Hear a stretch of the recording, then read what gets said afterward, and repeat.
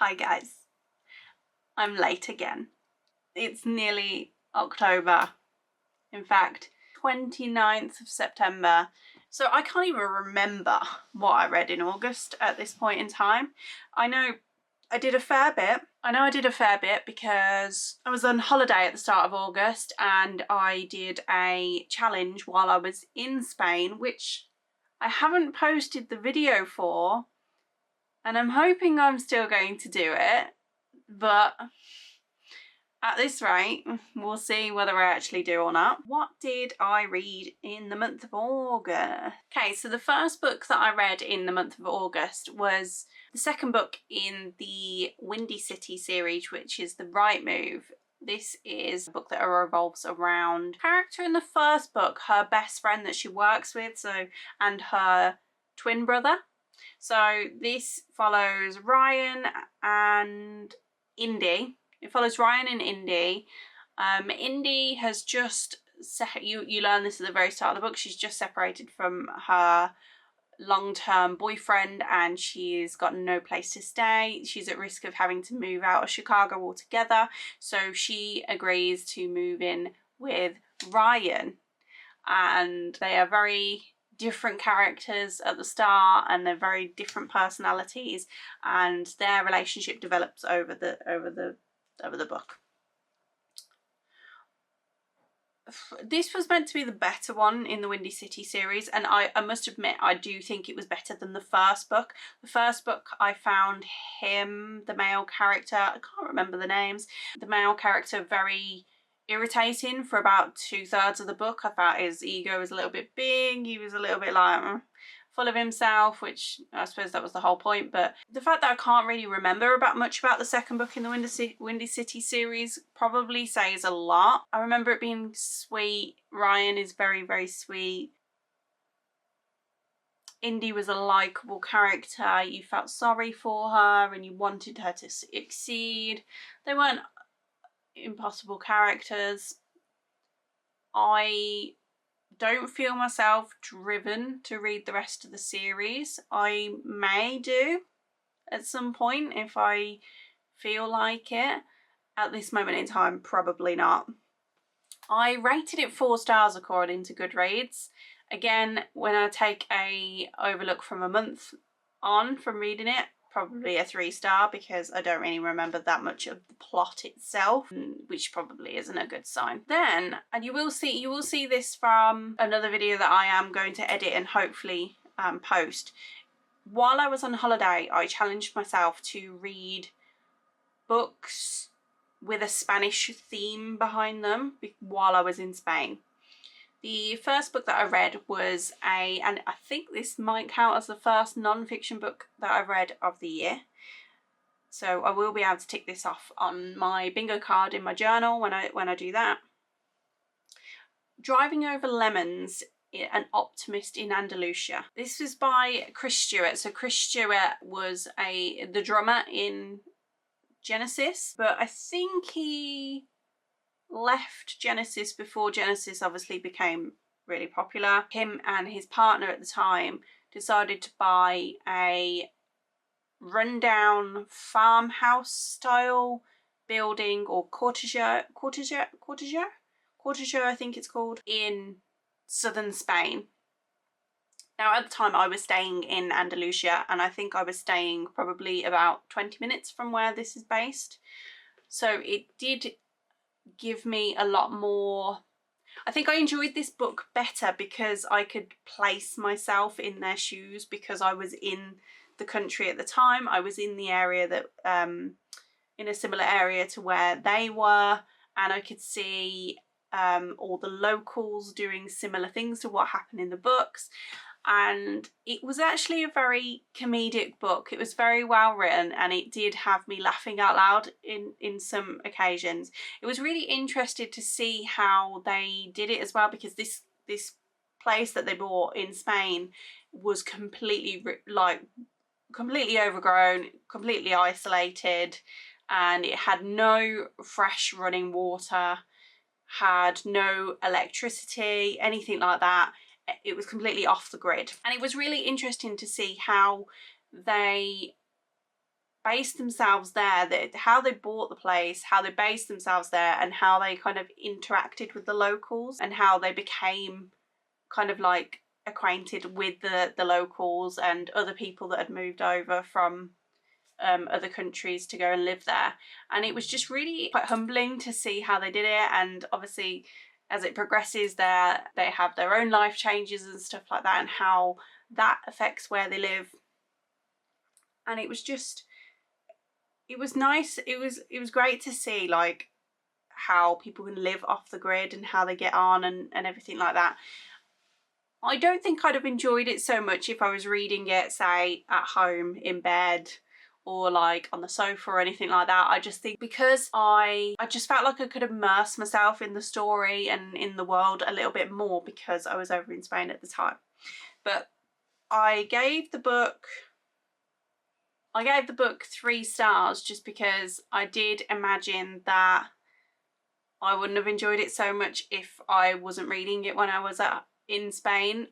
If I was basing it on just my experience reading it while I was there, probably a 4-star. But yeah, it was an interesting read. It was actually quite fun, and it was fun to branch out and read something a little bit different to what I usually read. I don't usually read non-fiction, so it was a nice change, and it was great to see how they did it. The next book that I read while I was in Spain was The Alchemist by Paulo, I don't know how to pronounce the surname. It's a very popular and well-known book, so you guys have probably heard about it anyway. It kind of felt like it felt like a very philosophical book, so it felt like it was trying to teach you something. It kind of felt like a bit of a fable or something like that, or some kind of spiritual reading, or I don't know. It's kind of like the stories that maybe like years ago that people would tell their kids before they go to bed to teach them a story and learn how to like be a better human and stuff like that. So it was I rated it 3 stars. It was a short book, but it just kind of felt like a little bit of a folk tale type of thing. It follows an Andalusian boy who's also a shepherd as he goes on the hunt for some treasure. He's been told that he'll find treasure at the pyramids in Egypt, and he has to travel there. He has to sell his flock to be able to afford the travel, and it takes him years to get there. And it's all about how his like actions and decisions affect, like he will still get to where he needs to be. I didn't really explain that very well at all, but it was an interesting read, and it was something very different to what I usually read. So I wouldn't say I enjoyed it that much. I'm glad I read it. I mean, there was obviously a lot of hype around it years ago, so it's interesting to be able to see what the hype was all about. After this, I was like, at this point I was on holiday, and I was like, I am on holiday in the sunshine reading philosophical books and non-fiction. This is just not cutting it for me. At this point I was like, I want some cheesy rom-com, something easy to read like you're supposed to when you're sat by the pool. So I moved on to a rom-com. I read The Spanish Love Deception by Elena Armas. Again, I feel like this whole challenge is like was good to have, because I feel like I've challenged myself. But again, it was another 3-star. I think it was just a normal fake dating at a wedding kind of thing.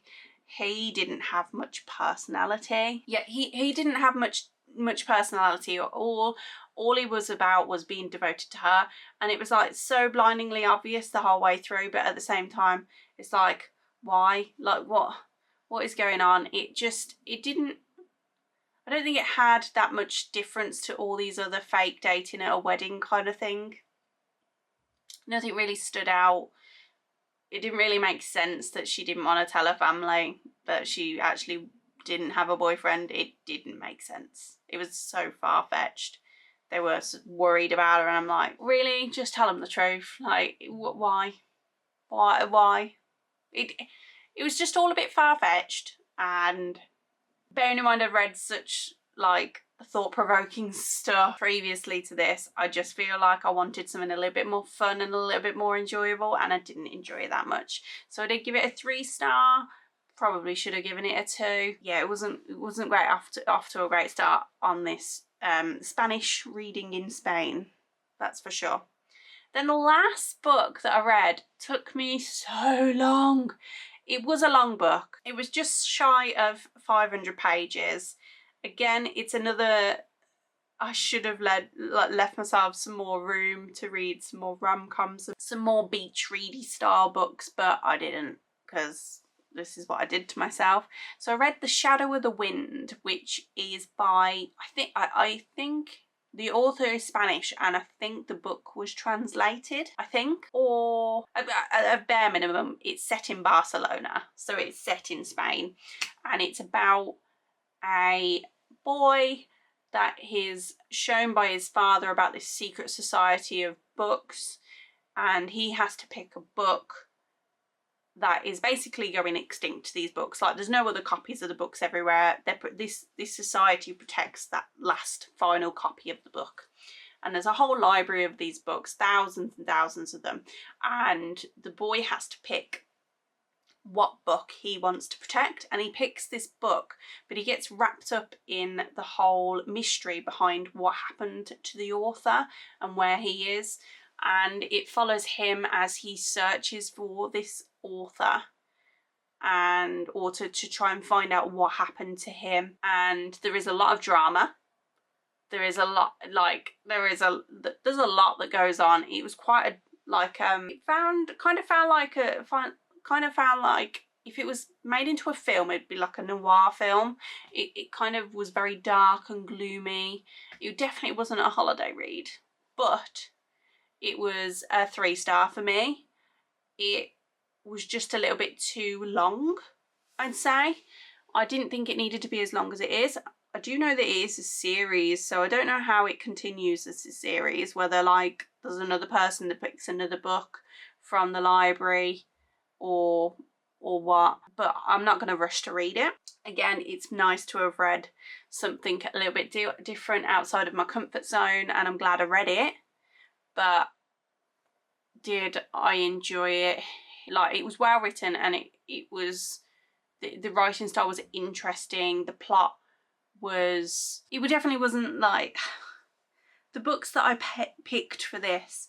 I just realised there's not really many fun rom-coms set in Spain. So if there is a gap in the market here, rom-coms based in Spain or holidays in Spain, like, you could have, like, just want some beach reads that are set in Spain, or I don't know, a hen do that's going to Spain, or a girl's holiday in Spain and the drama around it. Like, if people are going to do these, don't get me wrong, people aren't going to do these challenges, are they? I've just done this challenge because I just fancied something different. But there's just not a lot out there in terms of books set in Spain or around Spanish themes or anything like that that are like rom-coms and fun loving books. So yeah, if I missed something and there's something that you could have recommended for it, let me know. When I was on the plane back at this point, I was like, I need a beach read. I need a beach read. I didn't read Beach Read by Emily Henry, but I did read Happy Place by Emily Henry, and I didn't really get the hype. I didn't enjoy it that much. I don't know whether I just don't really like the second chance trope that much. Maybe there's better ones that I could find. I just did not get the hype around it. I didn't enjoy it that much. I thought the plot was like really missing something. It was nice how it went back and forth, but it was just really obvious where it was going to go, and the characters weren't that, like, at first I thought he was an arsehole, and then it changed very, very quickly. But I don't get what the hype is around Happy Place. This is my first Emily Henry book, and I know people really love Emily Henry, so I'm not going to be quick to judge. And I do have I have Book Lovers downloaded on my Kindle to give that a go and give Emily Henry a second chance. But what is it that people love about Happy Place so much? I didn't enjoy it that much. I didn't find it was that interesting of a read. I think it was all, again, I say this a lot about books, and I know fiction is this for a reason, but it just felt a little bit far-fetched. The idea that they already knew, like, I'm not going to spoil it for you. The whole plot was a little bit far-fetched about what happened, and I don't know. I'm sorry, guys. I didn't like it that much, and I think that's going to cause a little bit of controversy, because I know a lot of people love Happy Place. But tell me what I was missing.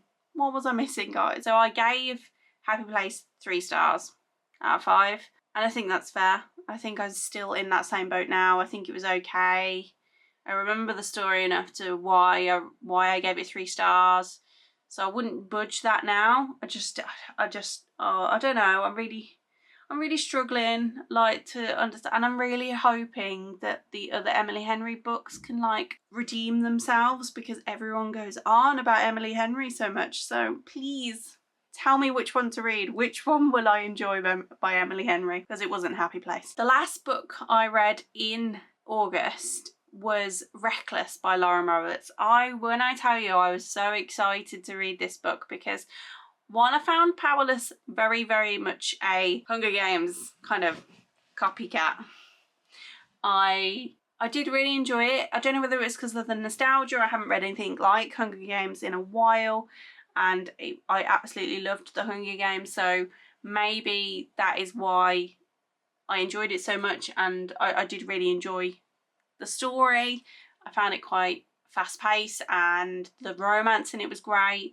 The characters were likeable. Found it a little bit like, it kind of felt a bit Aladdin at the start, which I loved, like the Disney feel of it. Reckless just didn't hit the spot. It just felt like they were just going on one big road trip, and they realised very quickly they don't actually hate each other. And then there was this random cliffhanger at the end, which I saw coming from about a third from the end.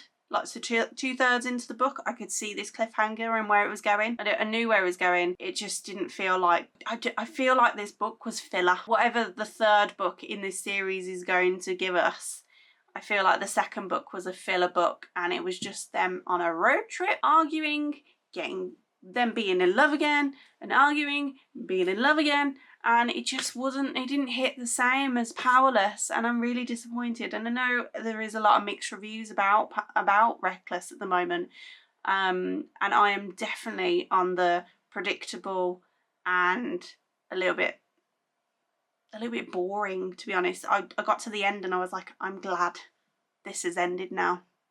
So it was actually a little bit disappointing. So as you can tell, guys, I had a very flat August. Like, what is going on? I am heading myself into the biggest book slump I've been in all year. And I've been doing well this year with the amount of reading that I've been doing. And I don't want to go into this book slump. I need to find something that's going to, like, cheer me on. Like, what can I read that's going to get me out of this book slump? Hopefully it's one of these on the shelves that I already own, so I don't have to spend any more money. But if based on, like, my review... Sorry guys, we had a brief camera battery death. We're back. As you can tell from, like, all the reviews of the books that I read in August, I pretty much averaged 3 stars. It's not great. I mean, even the one that I gave a 4-star, I would probably downgrade to a 3-star now that I've sat here and thought about it, mulled over it. I was just so disappointed with the books in August, and it's left me in a little bit of a slump going into September. As I said, I'm at the end of September now, so you can kind of probably tell by how frustrated I am, how the reading is going right now, and I just really need to find something. So if you guys have any recommendations based on books, like the recommendations that I've given you today, not the recommendation, the reviews that I've given you today, or based on any books that I've read in the past, please pop them in the comments, and I will see you again next time, guys. Bye.